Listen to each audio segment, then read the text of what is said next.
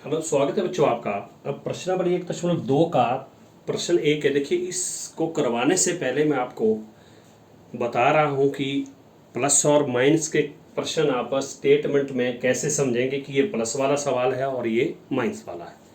तो देखिए, ध्यान रखना आपने। जैसे मान लो आपके पास 10 किताबें हैं, 5 किताबें किसी और ने आपको दे दी, तो आपके पास कुल किताबें कितनी हुई? 10 तो आपके पास पहले ही थी, 5 आपके पास और आ गई। और आगे मतलब क्या होगी आपकी? वो इकट्ठी होगी। इकट्ठी आप गिनेंगे तो 10 और 5 कितना हो जाएगा आपका? 15। तो ये ध्यान रखना आपने कि इस तरह के प्रश्नों में क्या होता है, प्लस कब करते हैं और माइनस कब करते हैं, तो वो देखना आपने ध्यान से। इस प्रश्न में देखिए, ये प्लस करने वाला है यानी कि योग करने वाला है या घटाने वाला है, वो प्रश्न में क्लियर होता। देखिए, कई प्रश्नों को देखकर ही छोड़ देते कि ये हमें आएगा नहीं, कुछ नहीं, आसान होता। देखिए क्या कहा है कि किसी स्कूल में 4 दिन के लिए एक पुस्तक प्रदर्शनी आयोजित की गई। पुस्तक प्रदर्शनी एग्जीबिशन लगाई गई। पहले, दूसरे, तीसरे और अंतिम दिन खिड़की पर क्रमशः 1094, ये पहले दिन के लिए 1094, दूसरे दिन के लिए 1812, तीसरे दिन के लिए 2050 और अंतिम दिन, अंतिम मतलब चौथे दिन के लिए 2751 टिकट बेचे गए। तो देखिए, पहले दिन टिकट बेचे गए 1094, फिर दूसरे दिन टिकट बेचे गए 1812, फिर तीसरे दिन टिकट बेचे गए 2050 और अंतिम मतलब चौथे दिन टिकट बेचे गए 2751। ठीक है। बात की है कि इन चारों दिनों में बेचे गए टिकटों की कुल संख्या ज्ञात कीजिए। कुल जब भी निकालना तो वो होता आपका क्या होता है? प्लस होता। उसमें क्या होता है? प्लस। तो सबसे पहले यहीं से देखो प्रश्न। पहले दिन,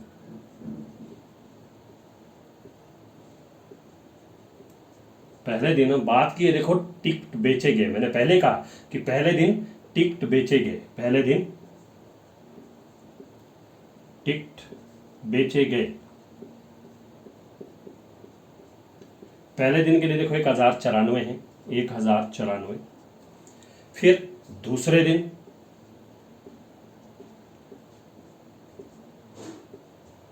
टिकट बेचे गए,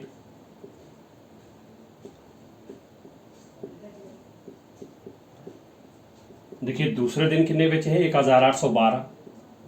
ये ध्यान रखना, ये अंक जो है अपने एक स्ट्रेट लाइन में लिखने पहले, ये ध्यान रखना। ओके। उसके बाद तीसरे दिन टिकट बेचे गए कितने? 2050। तीसरे दिन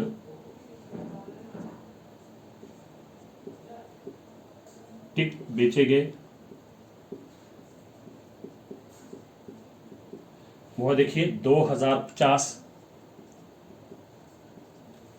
ठीक है। और अंतिम दिन, अंतिम मतलब लास्ट, चौथे दिन, अंतिम का मतलब यहां पर है चौथे दिन। लिखना चाहो तो आप अंतिम दिन में लिख सकते हैं। चौथे दिन टिकट बेचे गए कितने? 2751। ओके, ये लिख दिया हमने सारी स्टेटमेंट। अब आगे कहा कि इन चारों दिनों में बेचे गए टिकटों की कुल संख्या ज्ञात कीजिए।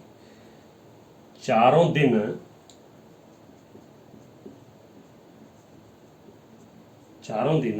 अब इन्होंने कहा है कुल संख्या किन की? टिकटों की। चारों दिन कुल टिकट बेचे गए। सिंपल सा लिख सकते हैं आप, यही लाइन रख सकते हैं आप। चारों दिन कुल टिकट बेचे गए, चारों दिन कुल टिकट बेचे गए। अभी कहा मैंने कि कुल जब भी पूछा तो कुल में क्या करेंगे? आप प्लस करेंगे। क्या करेंगे? प्लस।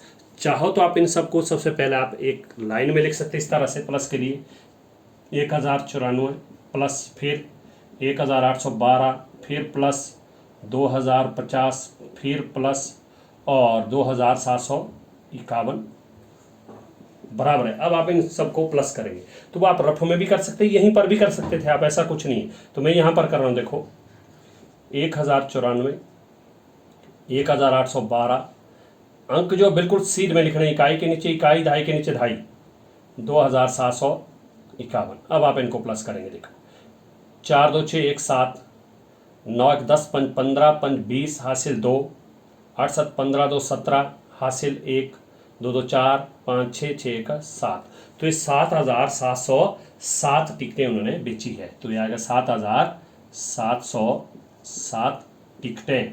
इतनी टिकटें उन्होंने 4 दिन में बेची है। तो ये आपका आंसर होगा।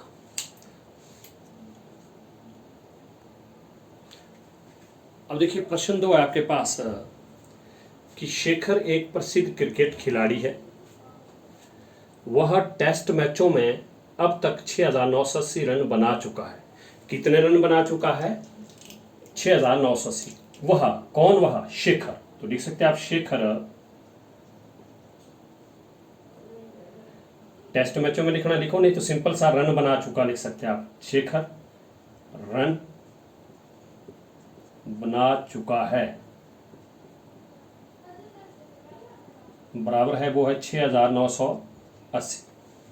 देखिए यहां पर कहा है कि वह टेस्ट मैचों में अब तक 6,980 रन बना चुका है, यानी कि शेखर रन बना चुका है 6,980। ठीक है, टेस्ट मैच लिखना तो आप टेस्ट मैचों में भी लिख सकते हैं। शेखर टेस्ट मैचों में रन बना चुका है, लिख सकते हैं आप।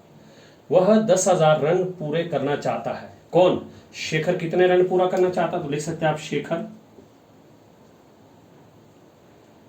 रन पूरे करना चाहता है। रन, देखिए वह रन पूरे करना चाहता है। शेखर रन पूरे करना चाहता है बराबर कितने रन पूरे करने उसने? 10,000। ठीक है, अब आगे कहा है कि उसे और कितने रनों की आवश्यकता है। किसे? उसे किसे? शेखर। तो आप लिख सकते इसलिए शेखर को और कितने, यानी कि और जितने रनों की आवश्यकता है, रनों की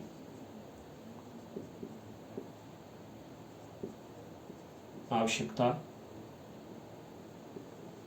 है बराबर है। अब देखिए यहां पर क्या करेंगे आप, प्लस करेंगे या माइनस करेंगे, प्रश्न में ही क्लियर होता है। देखो मैं इसी प्रश्न को एग्जाम्पल में बता रहा हूं ताकि आप समझे। देखिए मान लो मेरे पास जो है 20 रुपए है। मेरे पास कितने रुपए हैं? 20। ये एग्जाम्पल है आपके लिए। अब मुझे चाहिए थे कितने? मान लो मुझे चाहिए 25 रुपए। चाहिए कितने थे मुझे? 25 रुपए मुझे चाहिए। ये मेरी ज़रूरत है, मुझे ज़रूरत है 25 रुपए की। देखो 20 रुपए तो मेरे पास हैं, लेकिन मुझे चाहिए 25। अब 25 रुपए बनाने के लिए मुझे और कितने रुपए चाहिए? तो क्या करते हैं, जब इस तरह से प्रश्न पूछा गया है कि और कितने रन चाहिए और कितने रुपए चाहिए, तो क्या करेंगे आप? जितना आपको चाहिए, 25 चाहिए था ना मुझे, उसमें से जो मेरे पास है उसको हम घटाएंगे। तो देखो मुझे कितने रुपए चाहिए? मुझे चाहिए थे 25 रुपए। कितने रुपए चाहिए? 25। तो इसलिए 25 चाहिए, तो अब मेरे पास 20 है, तो अब मुझे 25 चाहिए। तो 25 रुपए बनाने के लिए मुझे और कितने रुपए चाहिए? उसके लिए चाहिए मुझे 5 रुपए, तब होंगे मेरे पास 25, क्योंकि 20 और 5 कितना होगा? 25। तो इसलिए जब इस तरह से पूछा कि और कितने रन चाहिए या और कितने रनों की आवश्यकता है, तो क्या करेंगे आप? या कितना अधिक है या कितना कम है, तो उसमें आप घटाते हैं। ये ध्यान रखना आपने। चाहे पूछा है कि ये कितना ज़्यादा है या ये इतना, इससे कितना अधिक है, उसमें भी आप घटाएंगे। या पूछा है कि भाई ये इससे कितना कम है, उसमें भी आप घटाएंगे। या पूछा होगा कि ये इसे कितने रनों की या कितने पैसों की और ज़रूरत है, तो उसमें आप हमेशा बड़ी संख्या में से छोटी संख्या को घटाएंगे। जैसे मैंने आपको एग्जाम्पल में कहा, तो 10,000 बड़ा है तो 10,000 पहले आएगा आपका, माइनस 6,980। तो अब आप इसको घटाएंगे, चाहे आप इधर घटाइए चाहे इधर, मैं इधर घटा रहा हूँ। देखिए अब इकाई के सामने इकाई अंक होना चाहिए, ये ध्यान रखना लिखती बारी। अब आप इनको घटाएंगे, 0 से 0 0।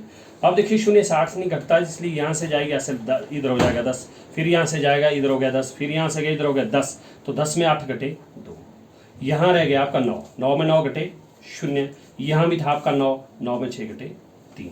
तो उसे 3020 रनों की ज़रूरत है। उसे चाहिए कि नहीं? 3020 और रन उसे चाहिए। तो ये इसका आंसर होगा।